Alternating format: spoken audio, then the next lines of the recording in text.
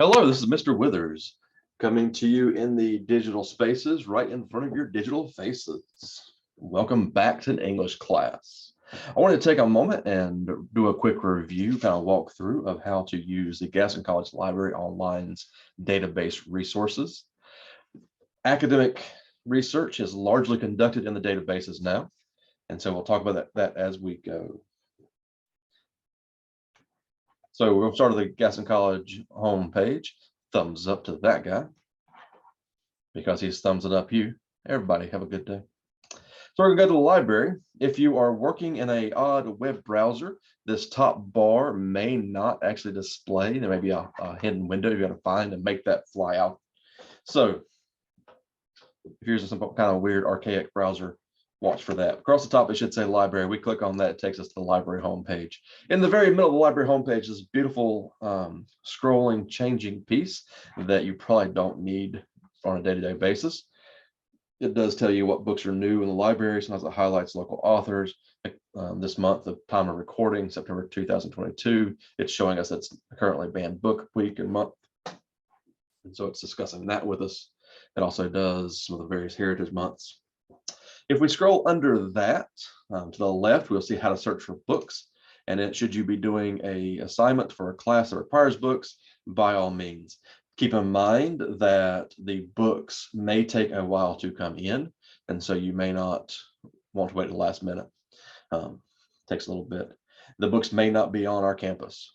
They may be at other libraries, and the librarians may help you get that as a free interlibrary loan service, which is great. That does take time. So if you're having an assignment that requires you to use a book, make sure you start those early and you have time for that.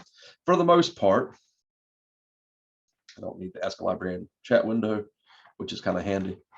But for the most part, most of the research happening at Gaston College is going to happen under the search for articles section in the center of the screen currently. And this is not typical of Gaston College alone. Let me rephrase that. This is not something that is typical only at Gaston College. Most college research is happening in the databases at this point. The databases aggregate the best information together. So outside of practical field research for a course, most research is going to happen in the databases. There's a list of databases here that all do slightly different things.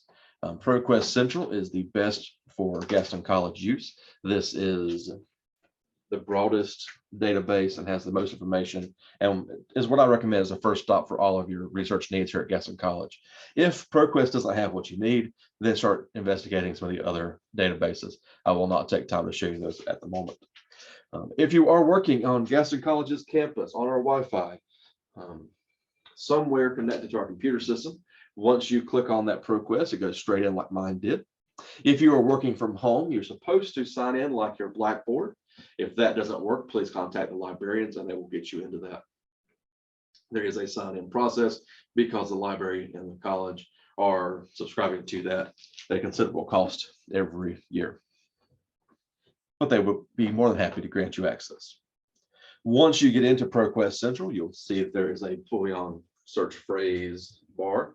It looks like a Google bar. It looks like a Yahoo bar, an Ask Jeeves bar. It looks like a search bar you'd find anywhere on the internet.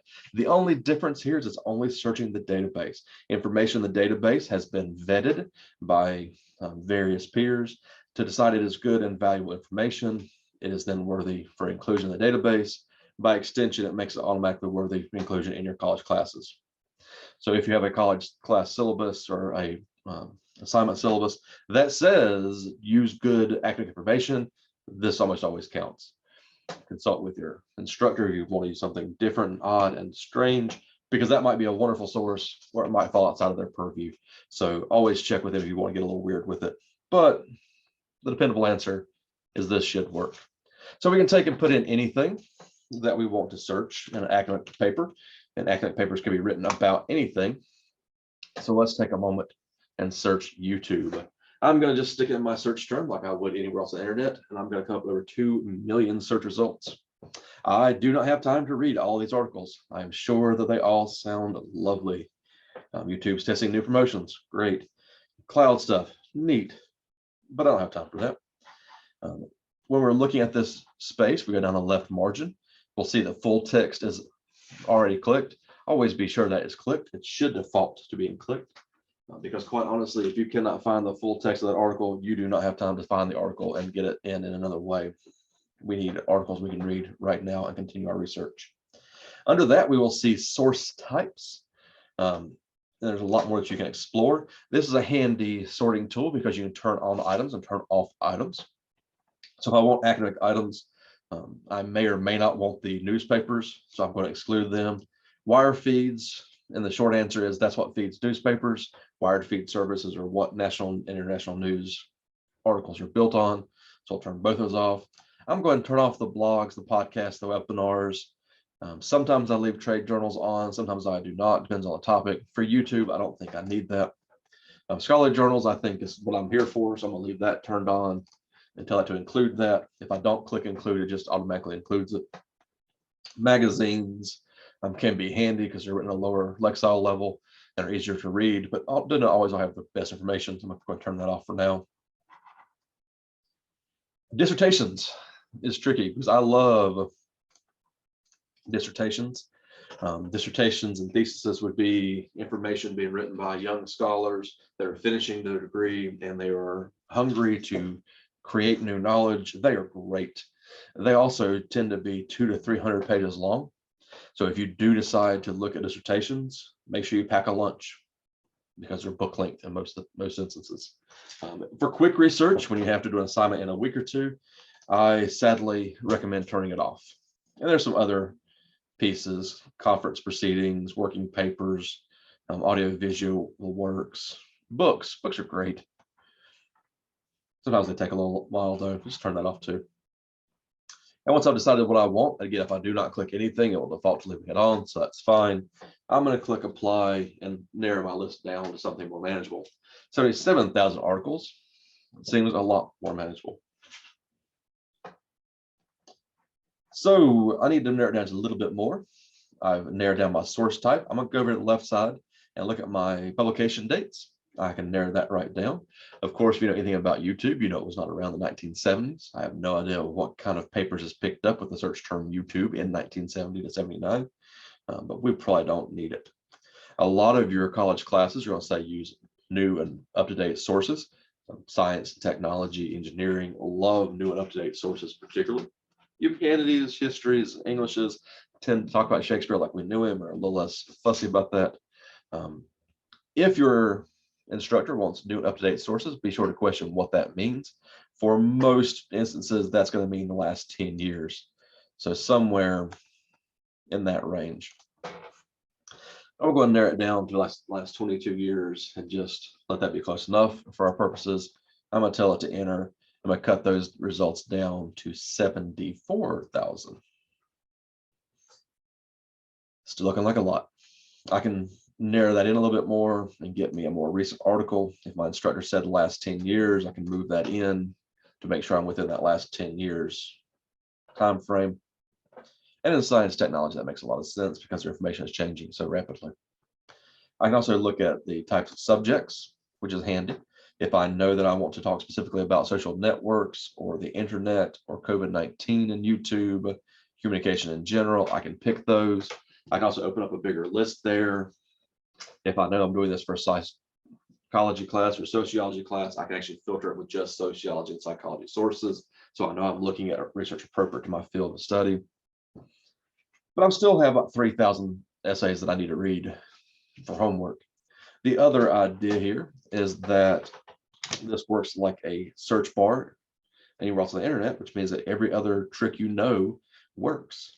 So I can add commas, I can add plus signs, I can put information in quotations to make sure that it's always together in the search results. I can do all sorts of fun things. Right now, let's just make it YouTube and culture.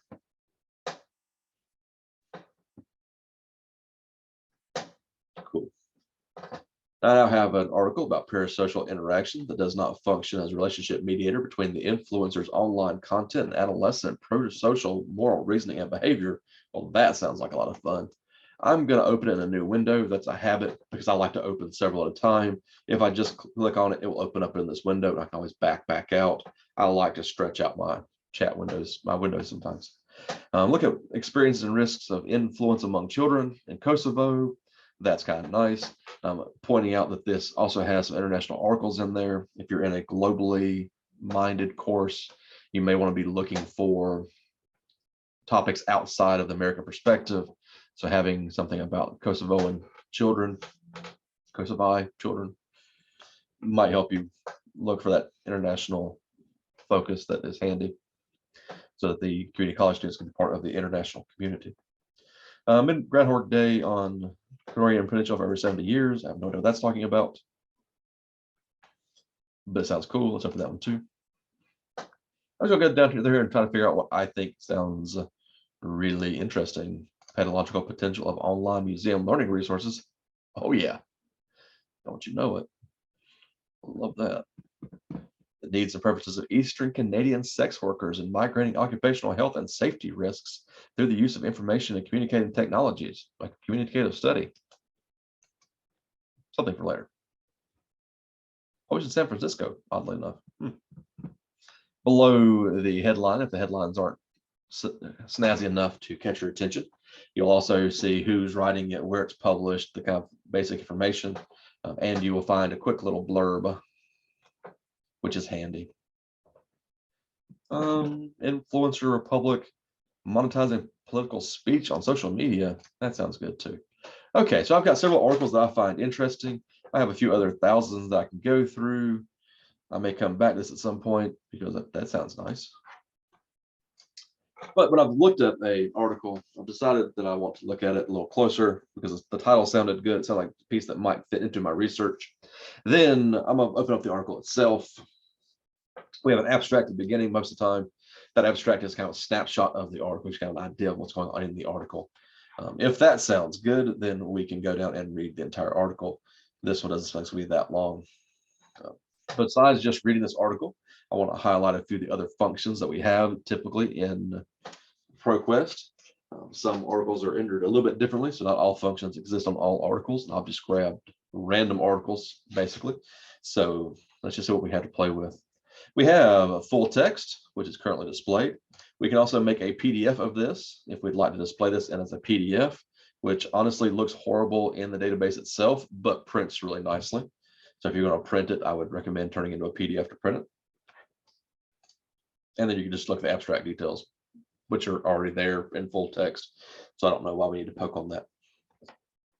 Right now I have all the highlighted YouTubes up. So if I want to turn that off, make it a little easier to read, I can turn that off or turn that on. But if I'm looking for every instance of YouTube or culture being used in this article, that can be handy at times to help me skim and focus and decide if I need to read this in full and take notes on it or not, or I can turn it off. This gets into some parasocial interactions, the PSIs, which is some great sociology and psychology. It also gets into the statistical analysis, so I can probably use this in a math class. This looks like a really handy essay. If I go to the right side of the screen, the kind of middle top here, I can again make a PDF and download that to my flash drive or my cloud storage. I can email this to people if I'm working with a professor on an assignment, like an honors assignment, or if I am working with a group in class to write a paper together, do research together, I can email this to my peers. I can print it if I hate trees. I have other options too. A lot of that's just storage options, saving options, coming back to this later sort of options. The fun tab, of course, that most students love about these databases is the citations tab. Excuse me.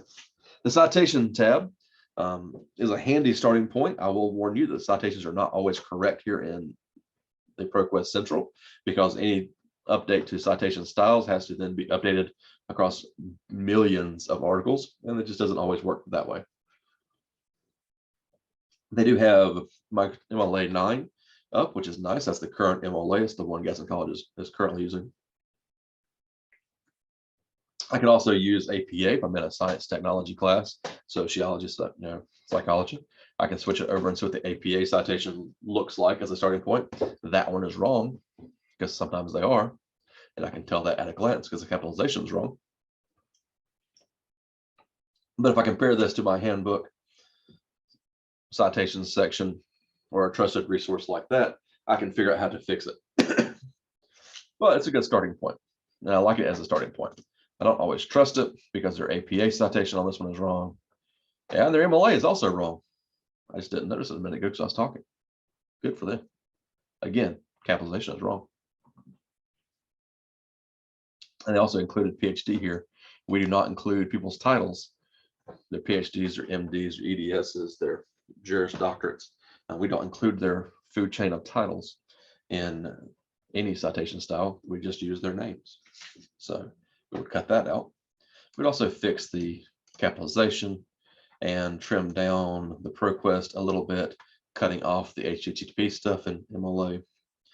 These again are highlighted in the textbook. We'll be going over that in the class throughout the semester. But I just want to kind of point out, you should not always trust the citation generator. It will not always be your friend. It is a great starting point because it gives me all of the accent marks that I need in my foreign names here, which is handy. And also make sure I'm spelling all their names right. It's a lot of vowels that I don't typically put together in this order. So make sure I'm not misspelling someone's name by typing it. And it gives me just a lot of functional information here that I can cut and paste onto my works cited page or in APA, my references page. It's a good starting point. It's not a trustworthy tool completely, but it's a good starting point. And this is where most of the research at Gaston College is going to come from. When you transfer to another college, they will have some version of this, how they're doing their research as well. It may be called something else because it may be a different service they're buying into, but it's basically going to work this way. Down the right side of the page, I think they knew in the past few years, there's some related articles. So I think this is important for my research. These down the right side of the page may also be important for my research, to be kind of a handy way to focus in as well. They're thematically linked in some way. If this is not good for my research, I can just turn it off, throw it away, back up, move on, and try again.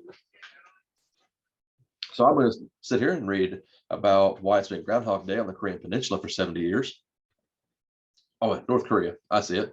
It's in the abstract. Okay, it's starting to make a lot more sense politically. But that sounds like an interesting article. I'm going to sit and read that. I'm going to let you get back to working on your class and working on research on your own. If you need anything, email me. I'm always an email away. And as always, it's good to be with you again today in these digital spaces. I'm glad to be in front of your digital faces. Have a good day.